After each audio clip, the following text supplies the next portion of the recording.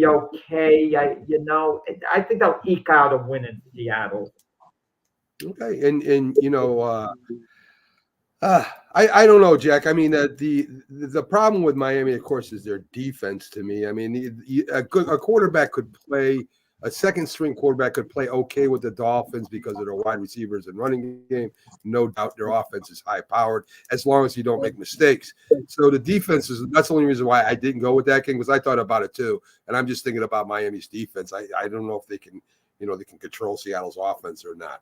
So I'll give you my picks right now. I'm 1-1-4. I got 4 pushes. I get pushes all the damn time. 4, man. Yes. Jesus, I pushes. I don't know what it is with pushes. That's why I'm not betting right now, because I push and I lose all my money. Anyway, I got listen. I got Baltimore -1 at Dallas. I think Baltimore's going to run all over the Cowboys. So and we'll see if that's a good pick, Baltimore's. Yeah, I think they will, and I'm worried about Baltimore's defense isn't as good as it was, but I do think they'll control the clock. I think they win this game. And I'm taking the Vegas. What? Yeah, and listen, if the Ravens are 0-2, they badly need this game. Very badly, especially desperate. I make fun of the Raiders. I like the Raiders -5 versus Carolina. I like anybody minus anything against Carolina right now. I don't care who the quarterback is. So I'm going to take the Raiders. New Orleans. I got New Orleans. I got them beating Philadelphia Eagles, even with the -3, 3.5. The Giants, listen, if Washington loses and we win, we're 4-way tie for first, even though we're that bad. I mean, who'd have thunk it, right? So anyway, if the Giants do win and the rest of the teams in the East lose, and as I told everybody in the beginning of the year, listen, I think the NFC East will be competitive, but I think they all are going to take a step back. The Eagles and the Cowboys, I think the Eagles still win the division and all that good stuff. But I still think that the NFC East takes a step back as a whole this year, and we'll see what happens. Yes, Jack, before I the NFC East, I'm not saying this is going to be the case. I wouldn't be shocked that the winning record is 8-9 in the NFC East this year when all is said and done. I wouldn't be shocked. I'm not saying that'll be the case, but that's a realistic possibility.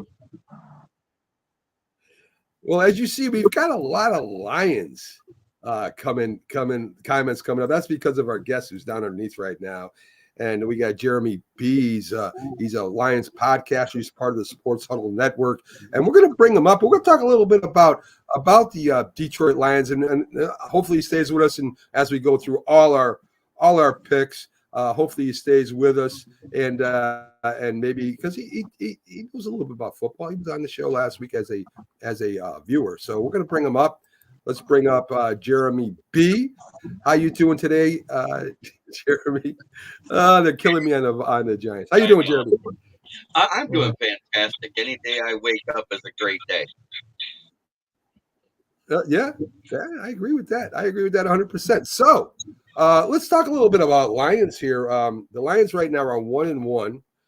Goff had a pretty bad game last week. You might even say that maybe he lost the game for y'all with them 2 interceptions. I don't know why you guys aren't running the ball as much as you should. And you're going. Yes, and Jeremy, you're going up against a pretty good team this week too. I mean, you got the Cardinals. We talked about it before the season. We said they could be a sleeper. They looked awesome last week. They got a good running game. Kyle Murray looks like he might have turned the corner, and their defense is very competitive. What are your thoughts? I mean, this is going to be a tough game for you all. Well, Goff hasn't been crisp, but at the same time, this is a testament to every quarterback in the league right now. Very few have been crisp. You've got Baker Mayfield, who's doing well, but he had a bad game as well. He didn't do that great. If you look at it, if it wasn't for Mekhi Wingo, who was right there, let Baker Mayfield juke him so bad his jockstrap fell on the ground, we're talking a different game. But it happened, and that's what it is. Was there some bad calls and some missed calls? There is in every game. I'm not one to cry about the refs. It happens all the time. So I'm not going that route like a lot of the casuals do because you know what? You play what's in front of you. We failed to get it done. And Okay, so that's you're. Oh, I'm but sorry, you're Jeremy. Sorry to cut you off. right. A little delay. So that's why I kind of overtouched it. Didn't mean to do that. So You're good. the Lions defense last year had a little problem against the run too, and this is one of the things that I mean, I think they might have been, especially in the playoff game there. I think they did. I mean, let's put it this way: their pass rush is a lot better to me than their run defense was last year. I'll put it that way. I if they can if they can go in and stop that running game, force Kyler Murray to throw the ball and scramble, I think you guys got a real good shot at winning this game. If they can't stop the run, it could be a long day for you all. Well, let's put it this way: we've only given up 76.5 yards this year on the ground. So I don't think the running defense is an issue. We were the third best running defense last year too. So you Okay. can take that and say what you want. Last year we gave up 77.5 yards per game at the end of the season in the regular season. Okay. Yes, you're talking about Christian McCaffrey. One guy's going to break through eventually, and to have the best running back in the league do it against you statistically last year, that was to be expected. The problem in that NFC Championship game, we got too cute and we did more passing than running. We didn't run after the Jahmyr Gibbs fumble on the first possession. We didn't run the ball again to the fourth quarter. So when you're going pass, and all they got to do is bend their ears back to put pressure, it makes it hard on a quarterback. It makes it hard on an offensive line. Your best friend is the rushing game. And this year we're running the ball only 33% of the time and passing it 66% of the time, which when you have a game manager QB, not an athletic take over a game QB, it makes it harder on him to be good. And I think Ben Johnson let a little bit of that offensive genius go to his head and got too cute with the play calling, in my opinion. Okay.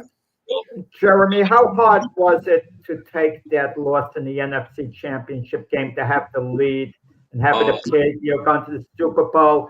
And after the game, head coach Dan Campbell basically said, what was maybe on other people's minds, if you come so close to getting there, how do you regroup and come that close again? And now to run it back again just to get back to where you were. How difficult had that been to Lion fans? Because I had a guy a handyman who happened by coincidence to be a Lion fan come to my home. We're talking and he was a Lion fan after the game. And he said, no, we'll be back. But I know as a Jet fan, if I'm coming that close to getting to the Super Bowl and letting a lead get away, I mean, how do you get over it?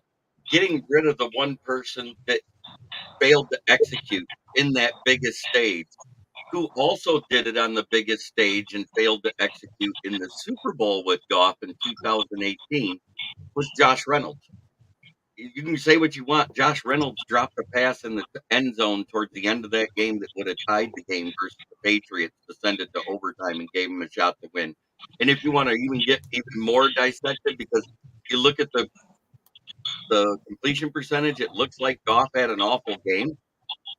There were 4 key drops, 3 of them for touchdowns, and 1, Brandon Cooks was so wide open, no one was going to catch him. So you might as well say that was 4 touchdown passes dropped in that game.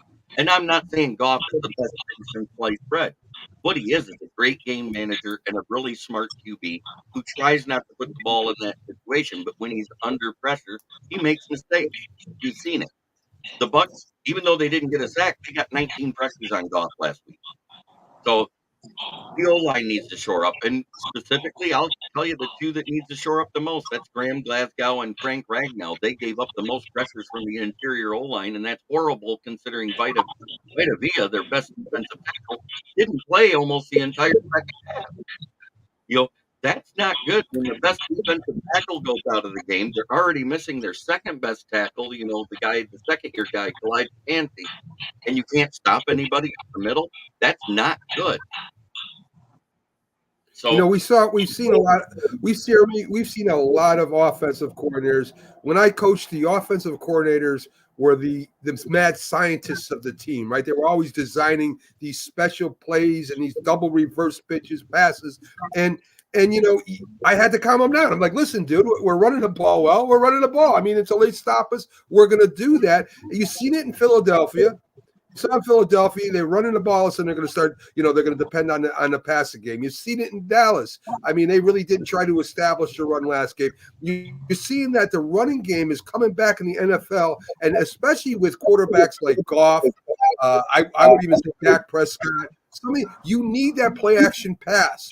When you go to that spread formation, you're telling them for the most part, hey, we're throwing the ball, on second down or first down. I mean, that's ridiculous. Run the ball, make them stop it. The Lions got a good running game. The Cowboys, even with Zeke, he's a pretty decent runner still. And the Eagles with Saquon Barkley, one of the best running backs in the league. Why are you throwing the ball when you could be running the ball, controlling the clock, and winning the game? Well, to quote my co-host, who's a Giants fan, chicks dig the long ball. It's just like in baseball. They want to see the home run.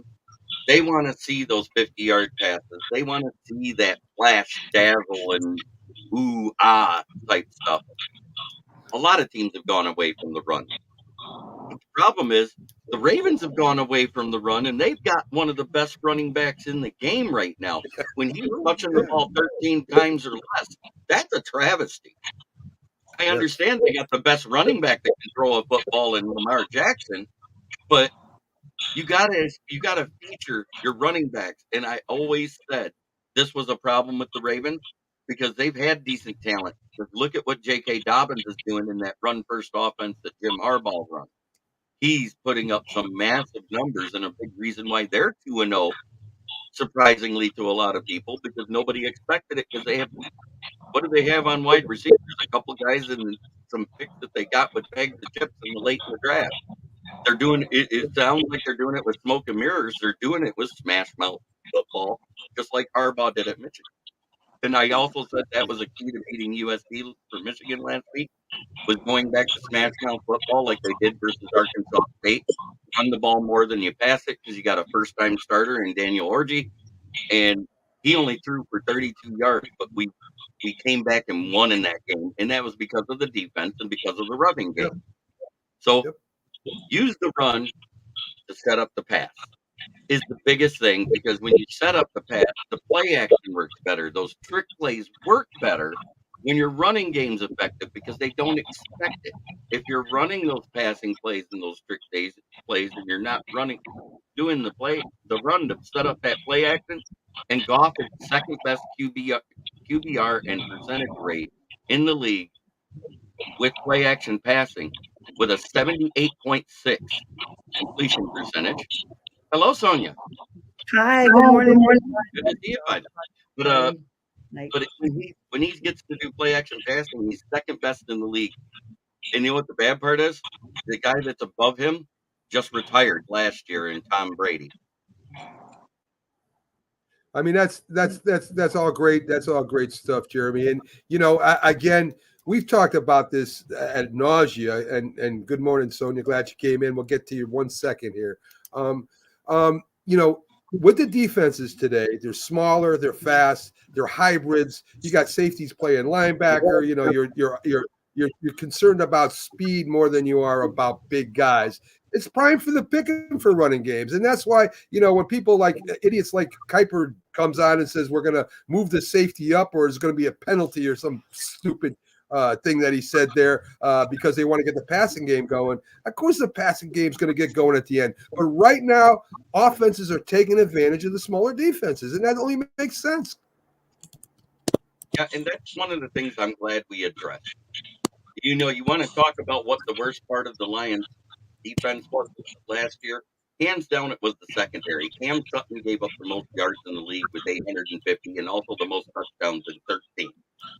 So him being gone of his own doing, you can say what you want. What he did and what he got that arrest warrant for is why he's not a Lion, was a blessing in disguise, because we ended up, just before he was released, we traded for Carlton Davis III make it so he didn't have to be our number one. Because as a number two, as you saw in Pittsburgh, Cam Sutton was pretty good as a two. He's just not good as a one. And then There when you he's go. gone, the first signing we made was Amik Robinson, and then we doubled down with the first and the second rounds with Kerryon Arnold and Dennis Rakestraw. It's a shame that Rakestraw is dealing with hamstring tightness, and we're playing with kids' gloves because everybody knows if you got a hamstring issue and you play too soon, that equals an MCL or an ACL strain or a tear, and you don't want that because then he's out for the year. So I agree with holding him back because we have the depth and we don't need him to start right now. Because right now, if you face it with what we got on the roster, he's our dime corner. You can do the dime corner by committee by who you got between the practice squad and your depth. I agree. So welcome in Sonia from Prim and Proper Sports. I'm sorry, James. I just want to get her top three picks in here first, and then we'll go back and forth. But Sonia, we got to go over your top three right now. Sonia is 2-3-1. She had a nice bounce back week. Why don't you give us your picks real quick and why? Sonia? Yeah. So my top three are Baltimore under one at Dallas. I feel like Dallas has just not looked like the Dallas we thought they would be, or would not be. Let's maybe just our reservations were confirmed with Dallas. So I got Baltimore, even though Lamar Jackson has seemingly looked up and down, honestly, in the first 2 weeks. It is only the first 2 weeks. Hopefully we'll see him. He's a little leaner this season. And I've got Baltimore taking that one. San Francisco under 7 at the Rams. That's kind of a no-brainer. Even sans Christian McCaffrey, San Francisco still continues to dominate on both sides of the ball. And so I picked San Francisco for that game. And then finally, Kansas City under 3.5 at Atlanta. It's a no-brainer. Kansas City, Patrick Mahomes, reigning Super Bowl champs against the Falcons, who are themselves up and down, had a subpar performance against Pittsburgh that cost them dearly with 2 interceptions by Kirk Cousins, the newly minted quarterback for the Falcons. In week 1, week 2, they did bounce back, but only ever so softly. So now City definitely winners. My top 3. Okay, Sonia, before we push on here, are you aware of all the injuries, right? I mean, you know that Debo's out, you know McCaffrey's out, and you know Kittle's out now for the San Francisco 49ers. You still feel good with that 7 points? I still feel good because I feel like Atlanta has not really solidified the position they have for Kirk Cousins yet. He did look good, but then you have to consider the other team that they were actually playing. Atlanta themselves are healthy at the moment, but even with Debo out, they still have Travis Kelce, and sometimes it's just kind of based, in my opinion, on the quarterback at the reign. And so I feel like Patty Mahomes still makes miracles regardless. I mean, we've seen him throw some Hail Marys that have ended up in touchdowns. And so I still feel pretty solid with Atlanta. It's a Sunday night game. It's in Atlanta, but I just feel that it's just hard to beat this reigning Super Bowl champs. You went from a no-brainer to you feel it's solid. I mean, you seem to be wavering a little bit. I think Atlanta's going to win the game for what it's worth. Oh, wow. Okay. Well, and let me tell you, I honestly, in my opinion, I hope they do because I'm sick of Kansas City. But I just think that the performance that I saw, and that we probably have all seen, it just was not what I thought. And like I said, it's still early in the season. And sometimes Atlanta comes on the field, even at home, and they perform in a way that kind of makes you feel like maybe they have the jinx. And going against the reigning Super Bowl champs, there's no more nervousness that I'm pretty sure they may feel and not disclose than performing against the reigning Super Bowl champs. Yeah, for your guys' benefit, I shared it to my channel, and that's why you're getting a lot of Lions guys coming in here. I do that. That's fine. That's fine. There's that. Over. That's great. So we got Pags live from down there at New Orleans. So we're gonna bring him in quick, talk about his picks as long as his thing stays up. So yes. So let's bring in the Philly sports guy Pags and see what's going on with him. Let's see. Good morning, guys. Hey, Pags, what's going on, buddy? Good morning. Hey, just getting Doing we're good. walking over to the tailgate. Doing good, now. Pags. How you ready to go I with? hope y'all don't take his ass for the first one. Say again.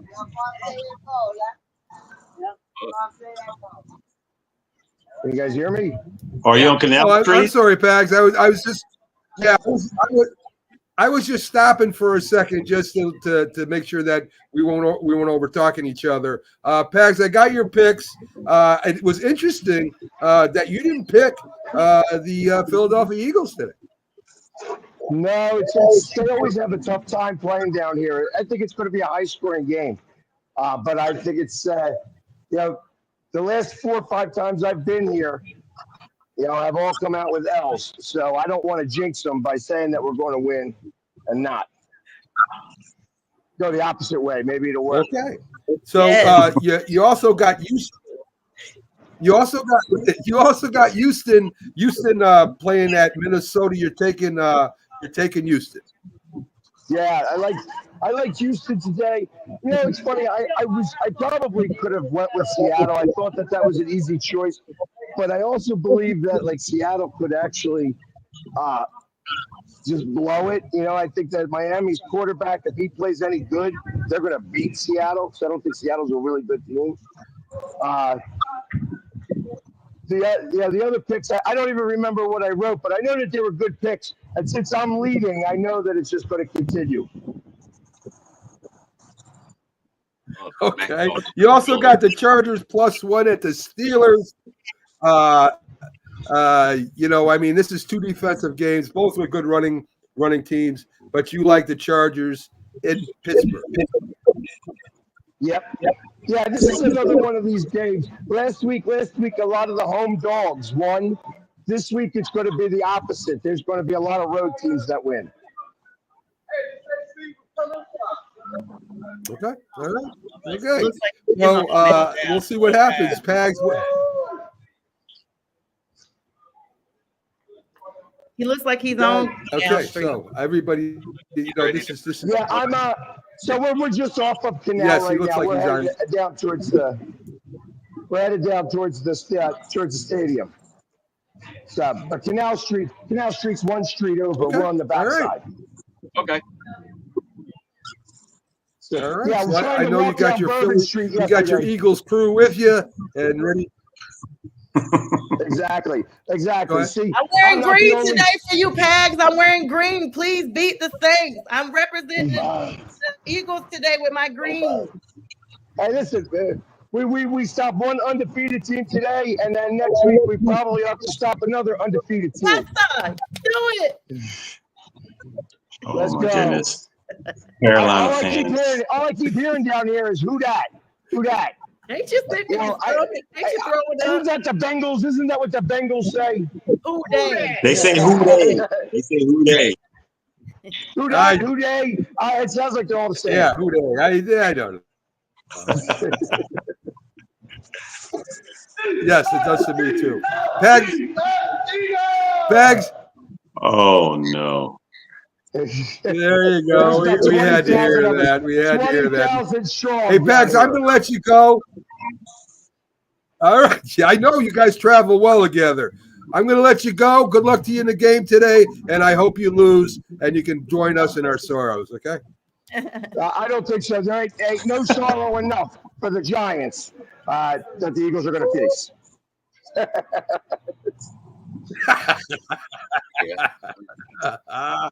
Have a good one, Pags. Go Be safe. Birds. Hang loose. All right.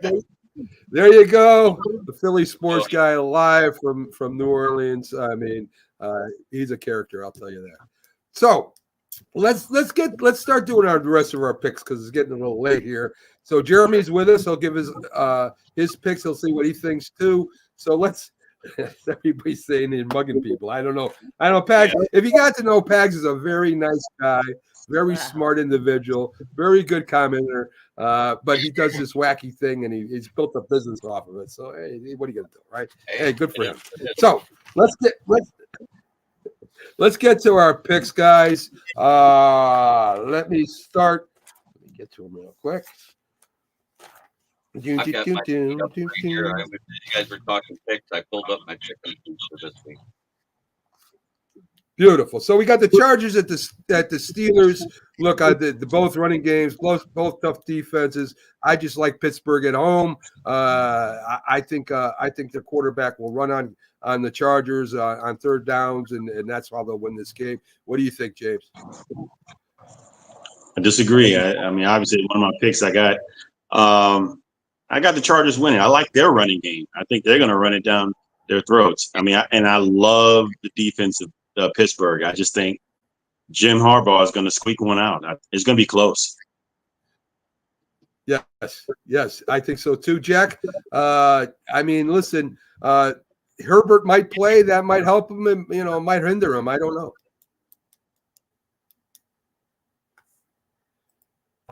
Excuse me, I see you've never said that. Yeah, I mean, Justin Fields has been playing close to the vest. That's been the strategy. I see a real defensive struggle.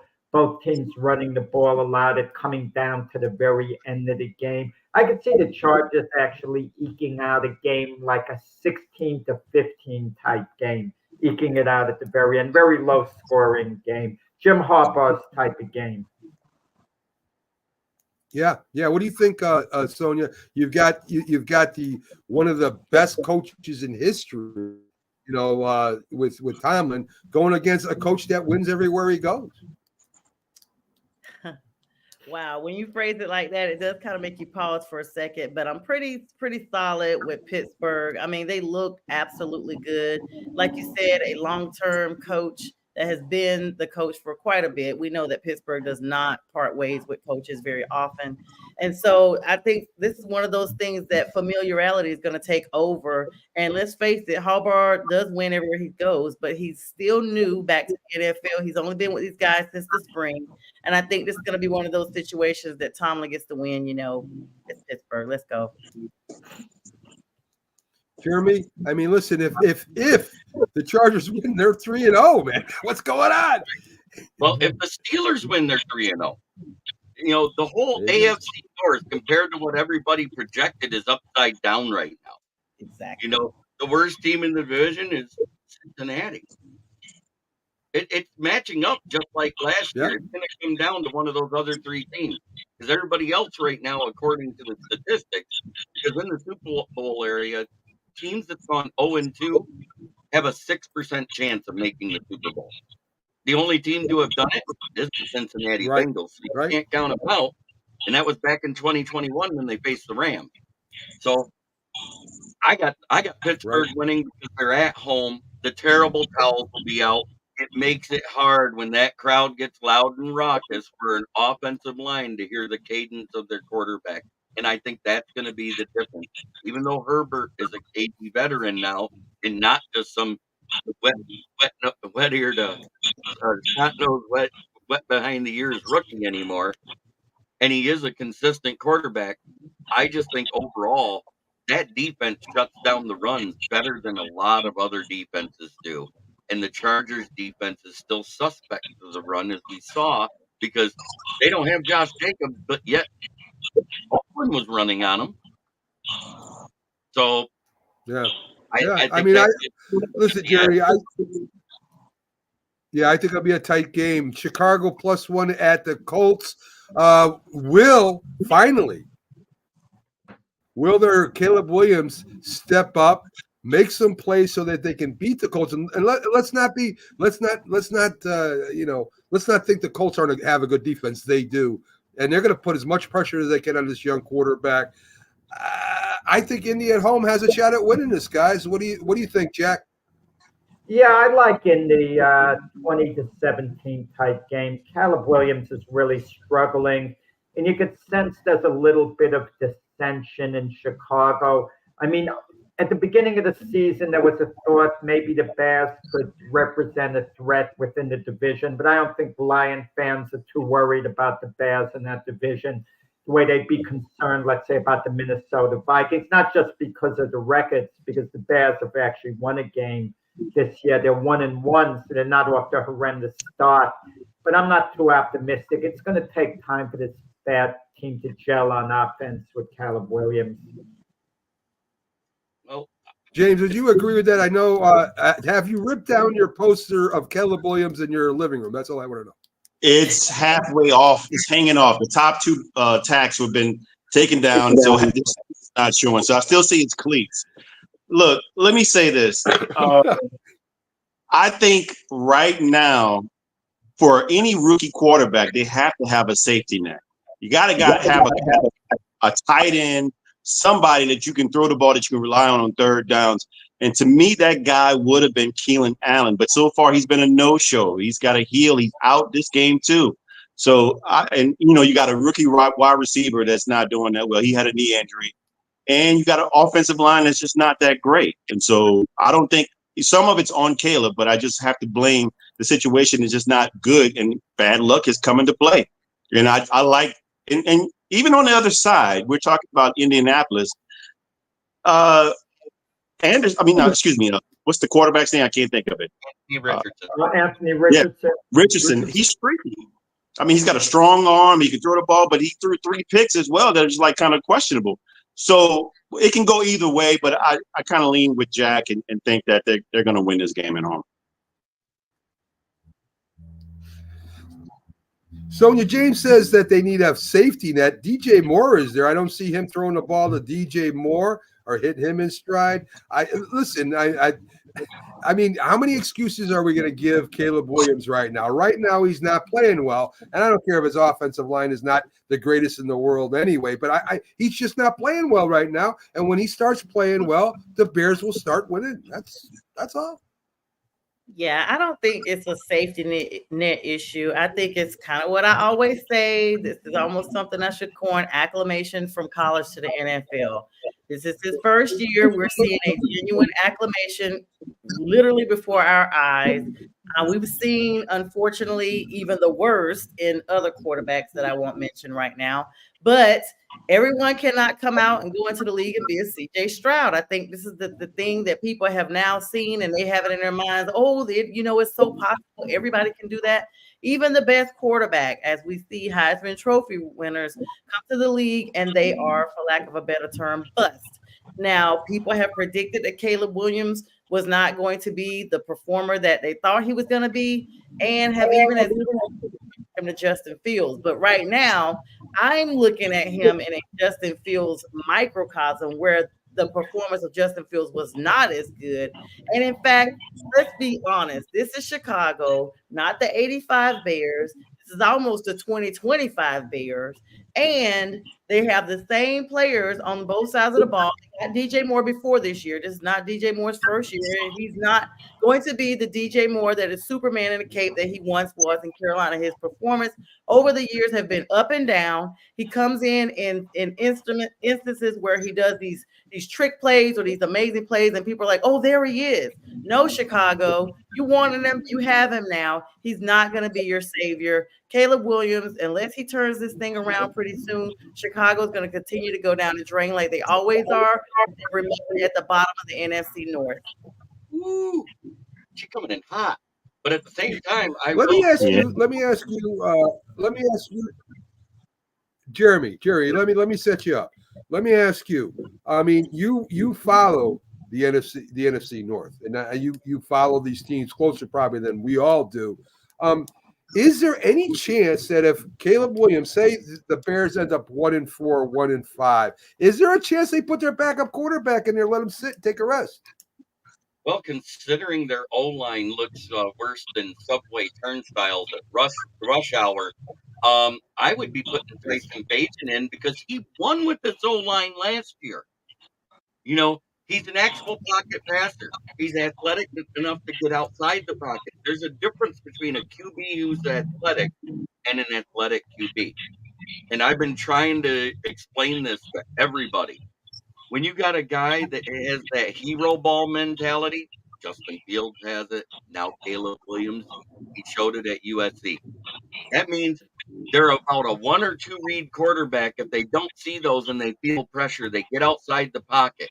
And outside the pocket, when you don't have your O-line there to protect you, is when bad things happen. You can have the most arm talent in the world and have the best mechanics in the world.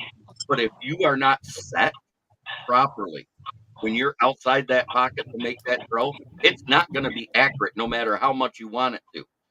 It's kind of like Malik Willis. You notice they made him more of a pocket passer. They said, if you get outside the pocket, you run. That's what they told him last week for the Packers, and it was a solid game plan. LaFleur called a good game plan for him. But you know what the difference is? The Packers have an O-line. Right now, you've got a college O-line trying to protect a college QB against NFL professionals that are vets and savvy. And that's what's going on right now in Chicago. And I'm not even trying to talk crap. And I understand Caleb Williams has the lowest QBR of any QB in the league. He has the lowest passing yards. He's got the least, tied for last in touchdowns, because just like all the other rookies, none of them have thrown one yet. So we can bag on Caleb Williams, but all the rookies haven't thrown a touchdown, and all of them have thrown 2 picks. None of them have a QBR above 60, except Daniel. Well, we're not talking about the other QBs yet. We'll get to it, but I know you follow them, so that's why I wanted to ask you about that. Houston minus Mixon, which I think is huge at Minnesota. Everybody's like, Minnesota's no good. Minnesota just keeps winning. They beat San Francisco. I mean, what do you want them to do? If they beat Houston, are we going to say now they're for real, or if they play them tough, are they for real? I mean, why is everybody down on Minnesota and their wins, Sonia? Why? I'm not down on Minnesota at all. It's the total opposite for me. I think they're this sneaky good team that people need to literally be on standby for. I think everyone just banked on them not having JJ at the helm, even though he was a rookie. They're looking across the board and not looking like, oh, okay, Kurt went to the South. We got a rookie quarterback. They just literally have overlooked Minnesota. No, I do not overlook Minnesota. Minnesota is extremely competitive. They look solid. I don't think that they have to beat Houston to prove this. I think they will beat Houston because, like, people have already predicted CJ Stroud looked good last year, but we've seen a slight sophomore slump that we all said we may see. And now he is fully acclimated to the NFL. And I think today that Houston will lose. And I think Minnesota pulls out the win. And in my opinion, they've already been for real since week 1. Jack, you talked about Sam Darnold all along. You said, hey, listen, he has arm talent, not the great coaching in the Jets, not the greatest coaching at the Panthers. He was with San Francisco for that 1 year. Maybe he learned a little something from the master over there. Listen, he's proven you wrong. I mean, proven you right so far, Jack. I mean, this is going to be a tough test, though. There's no doubt that Houston is the favorite. I think they would be the favorite. But I wouldn't be surprised if Minnesota wins this game. Yeah, well, but this is a real test for Darnold because D'Amico Ryan, let's remember, is a defensive coach. Even though he's the head coach of the Texans, he's a defensive coach. And Brian Flores on the other end, the Viking defensive coordinator. I mean, you have 2 great defensive minds going against one another. Houston not having Mixon in this game, that concerns me a great deal. It's going to affect their running game. It's a toss-up game. I'm going back and forth. All week I've been picking the Texans on this week. I just don't know. But I think the Texans will find a way to pull this game out. And Darnold will play well. I think C.J. Stroud will step up. I don't see the slippage in C.J. Stroud, Sonia. It's only been a couple of games. I mean, how can you say he slipped? But, we'll see. I think C.J. Stroud will continue to, elevate his game. And I think he could be a difference maker today. James, we don't talk about the running game for Minnesota, right? We don't talk about. I don't know why we don't, because they got one of the premier running backs also in the league, Aaron Jones, who is running pretty good. It's a nice play action thing for Darnold, which he needs. He needs that play action. I think this game is pretty even. Mo Mixon would Mixon being out, man. I don't know. That's going to be tough because Joe Mixon is not only a good running back for them, but he's also excellent out of the backfield catching the ball as well. So that's a weapon that you have a twofold that you're missing. And also their backup, Damian Pierce, is out as well. So that's going to be kind of tough for them to really – because everybody's going to be looking like, okay, you're going to pass the ball. There's really no running game here. So I'm interested to see who they have as the next guy up and see how well he plays. But my question in regards to the defense of Houston going up against Justin Jefferson, who was questionable, and them not having Jordan Addison at the same time. So how can they match up against them? But I agree with you, having that running back in Aaron Jones, who also not only is a good runner, but is also a good pass catcher out of the backfield, can make up for that. So I think the game's going to be closer than people think. I was down on Sam Darnold, and he looks to be showing me, pulling me to his side a little bit, showing that he's actually a really good quarterback. Once you have a competent coach that can back you up, it looks like he's actually doing better. But it's only 2 games in. Let's see how he does this game against a formidable team. So, but I pick Minnesota to squeak this one out at home. Jeremy, I mean, being a Lions fan, looking at Minnesota, looking at Green Bay, Jordan Love, I think, will be back sooner than later. He's out this game, but I think he'll be back week 3, week 4. If Green Bay can keep pace with you and with Minnesota, I mean, you got to definitely have a 3-team race. I think Chicago gets better after the mid-year. Maybe they make a run, maybe they don't. You guys got a hell of a division over there this year.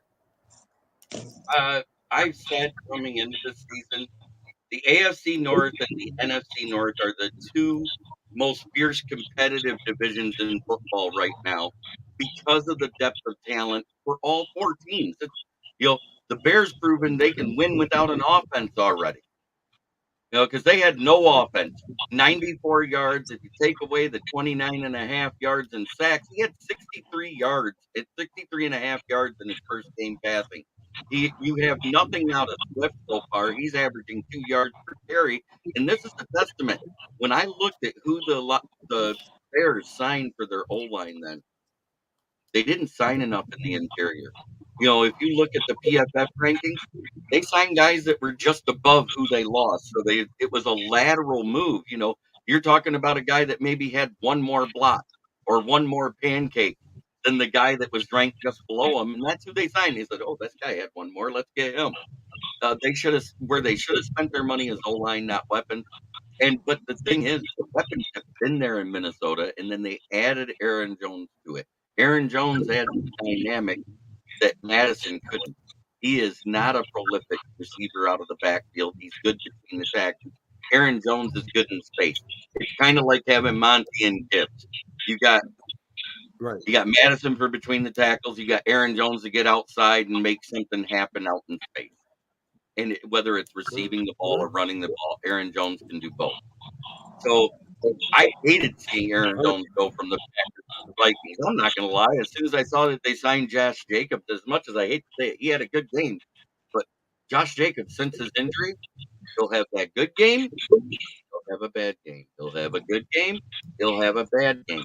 He's not consistent anymore. Aaron Jones, if he's on the field and healthy, he's consistent. And you can tell when he's not healthy because he doesn't give you that 100%.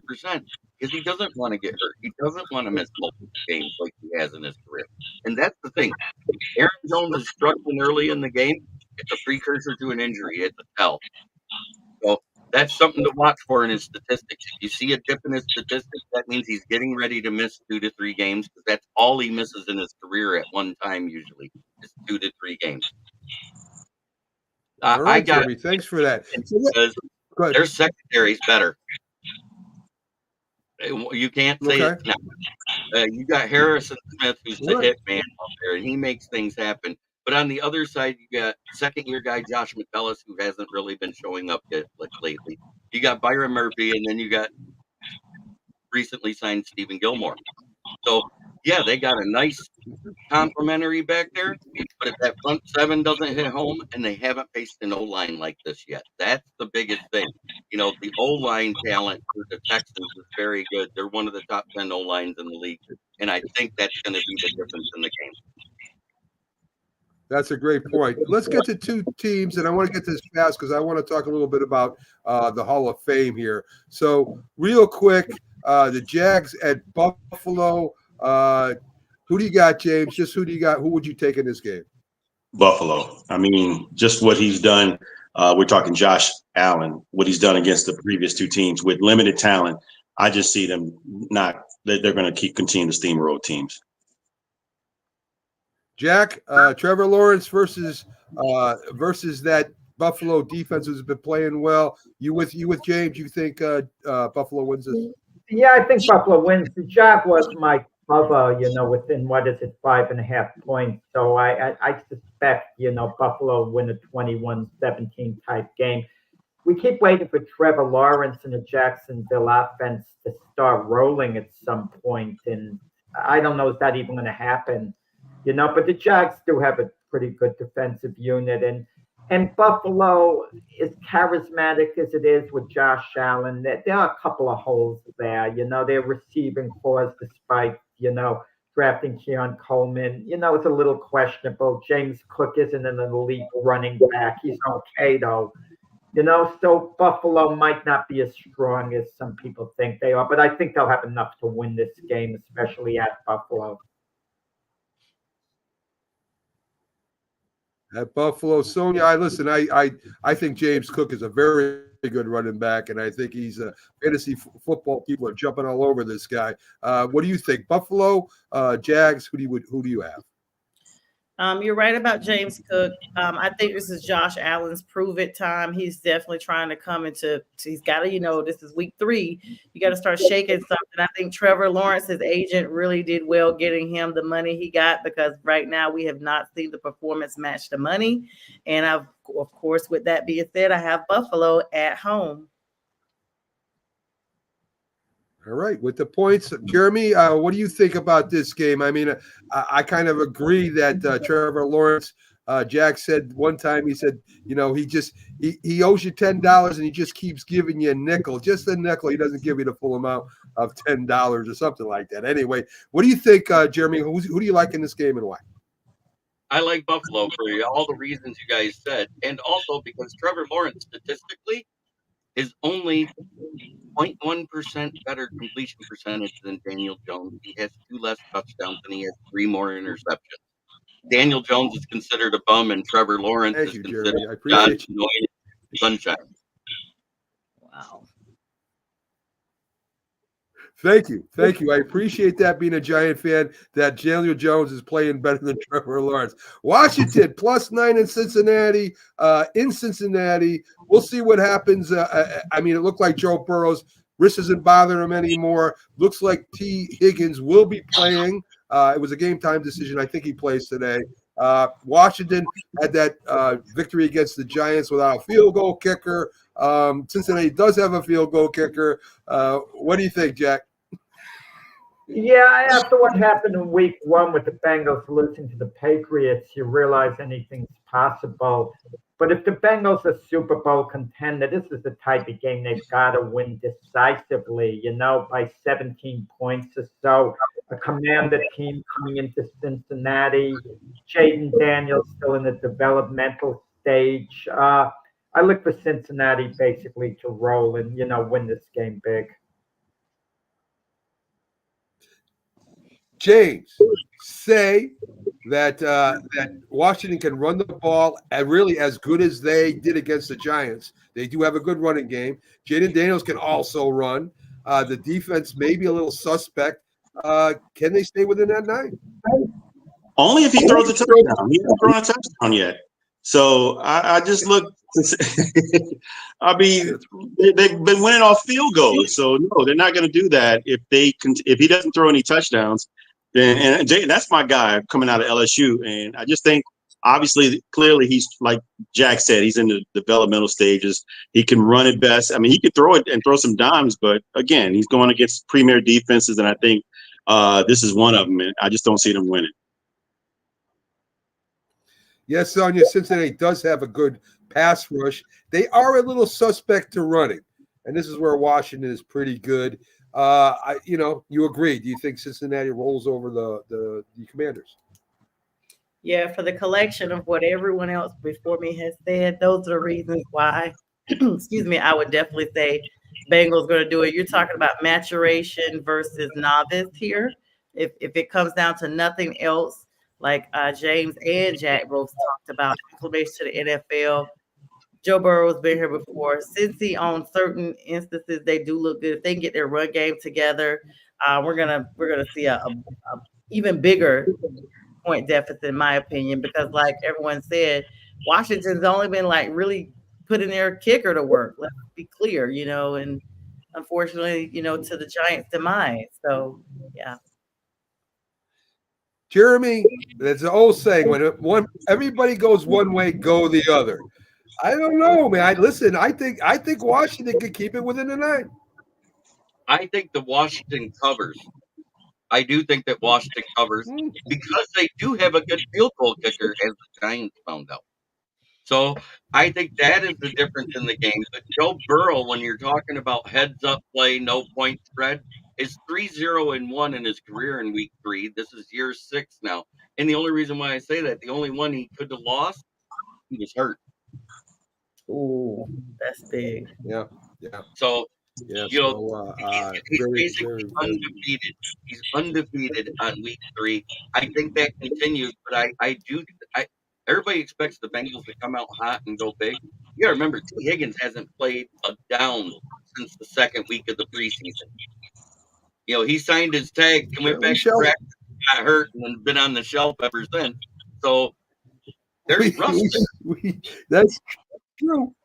We definitely shall see. This seems to me like James said, a trap game in the beginning. This could be a trap game, at least with the spread. So let's talk Hall of Fame here. I just want yes or no because we ain't got a lot of time. First time nominees: Eli Manning, James. Yes or no? No. Jack. Yes. Sonia. Yes. Jeremy, what do you think? You're talking about a guy that was the most clutch postseason playoff quarterback in history. All he did was go 8-0 in the playoffs. He's never lost a playoff game, including beating the undefeated Patriots. Yes, he's a first ballot Hall of Famer. Can I add one more thing to Eli Manning that no one talks about? He had a durability streak where he'd always see the field week after week after week. And that's why New York fans hate Geno Smith. I agree. That's a good point too. Marshawn Lynch, the beast. Let's see. 5 Pro Bowls, 2-time rushing leader. Is that good enough, James, for him to get first ballot Hall of Fame? No, there's too many running backs with the numbers that are like far surpass his. No, I mean quarterback, like everyone just alluded to. I don't think Eli's going to be a first ballot, but I mean I can see if he does get in, I can see why. As a quarterback, it's different. But for running backs, man, being a premier position that all the greats have gotten in, their numbers far surpass his. But he'll get in eventually. It just won't be first. His numbers are also far superior to a lot of quarterbacks that are in the Hall of Fame. Jack, what do you think about Marshawn Lynch? Yeah, let me just say I'm not a big Marshall Lynch fan the way he acts off the field, not at all. But the answer is yes, absolutely. He could control the game. He was Derrick Henry before Derrick Henry. I mean, John Riggins type. Marshall Lynch could take over a game. Sonia, it's a good point, but is it a first ballot vote on this guy?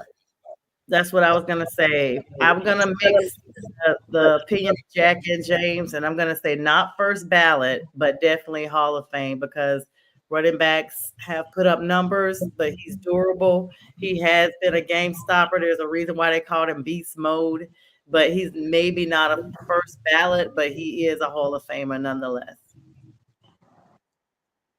Jeremy, he would be a 2-time Super Bowl champion if they just ran him against the Patriots at the end of the game there. He would be a 2-time Super Bowl champion. Is that good enough? If Pete Carroll would have ran him and they won that Super Bowl versus the Patriots that year, and you're talking about one less ring for Brady and the Patriots, yes, he'd get in because then he's a 2-time Super Bowl champion. But if you look at his stat, it screams above average. It does not scream elite. 10,413 rushing yards, 4.2 average.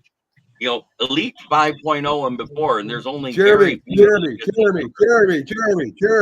Jeremy, we have 8 minutes left. We got to make it quick, buddy, to get through these things. I Not love first the information, but we got to Not keep it first rolling ballot. here.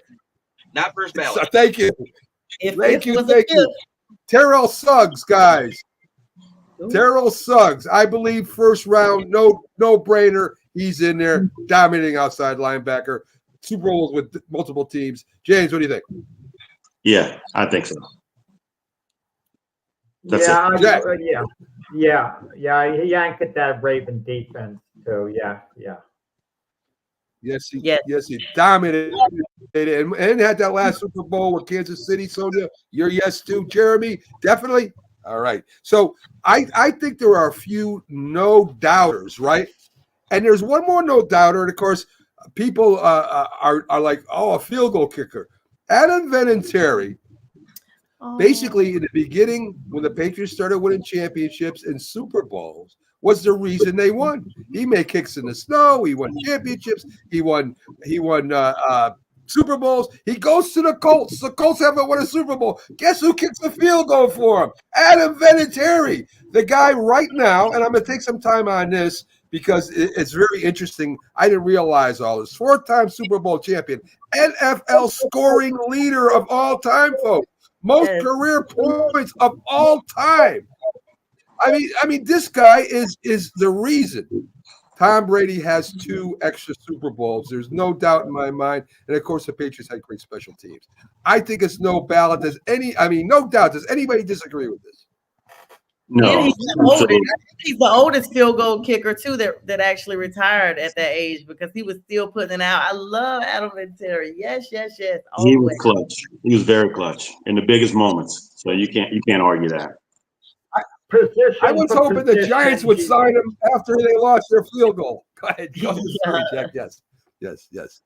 So, Yeah, Tom Brady wasn't All right. a bad What do you player, think, Matt. Jeremy? I always cared that he won because of his defense. He's winning because of his kicking. He wasn't a bad quarterback, Tom Brady.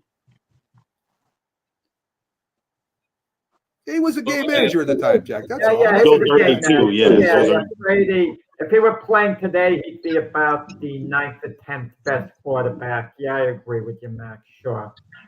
Jeff, we're talking about when he first started his first 2 years. Don't get offended, Jack. I know you love Tom Brady. He wasn't the reason why they won Super Bowls. It was the defense and the special teams. We all watched the games. In Nah, fact, the he should have kicking lost game that brought against the him back. Raiders The when he kicking fumbled game the brought him ball. back When he against the fumbled the Falcons. ball, if it wasn't Oh. for the special teams, he wouldn't have them first 2 Super Bowls. There's no If it doubt wasn't about for it, the Jack. Everybody special knows teams, that. they wouldn't Jeremy, have what's your waited that come back with the Falcons.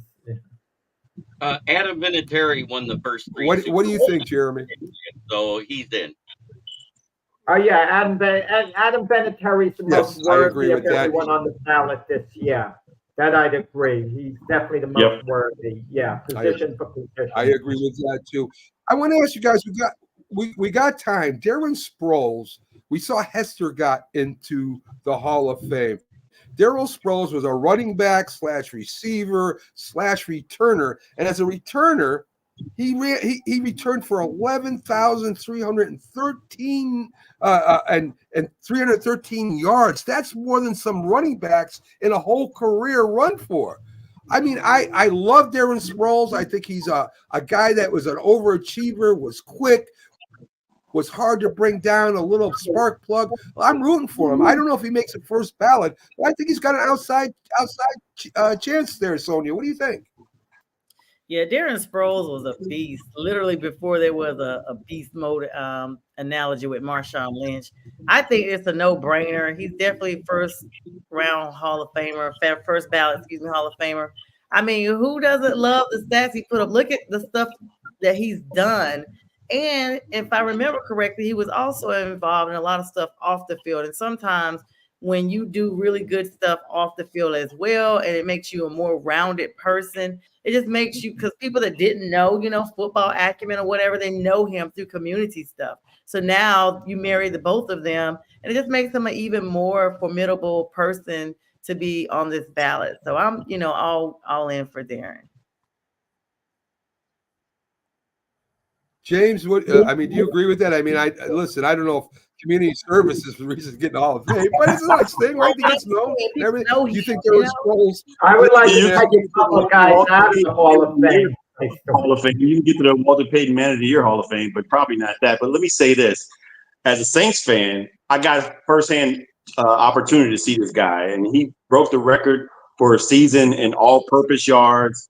I mean, obviously, he was in a prolific offense with Sean Payton and Drew Brees.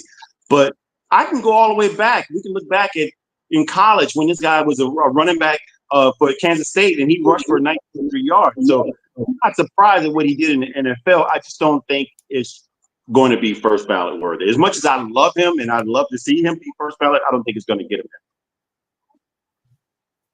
Jack, what is your opinion? Yeah, I don't think it's first ballot worthy. And Sonia, you keep using the term it's a no-brainer. That means it's not hardly even up for discussion. It's like a slam dunk case. Someone like Lawrence Taylor belonging in the Hall of Fame, Tom Brady, Peyton Manning, those are no-brainers. But you can't start saying guys like Darren Sproles are no-brainers. Well, in my opinion, I have the right. Okay, so there you go, Jeremy. Real quick, what do you think? What's your thoughts on Darryl Sproles? He'll get in with the vet board because the postseason accolades are not there for as much for Darren Sproles like there was for Devin Hester. You can say what you want, but the Bears almost won that Super Bowl because of Devin Hester. Great point, but Darryl Sproles was on the Eagles Super Bowl team and that win. So anyway, listen, guys, great show. Thanks for coming on. Keith Dangle, the Philly sports guy. Jeremy, thanks for coming up. Good job, guys. We'll see you next week on the Big Football Show. Have a great Sunday, folks, and enjoy the games. Thanks for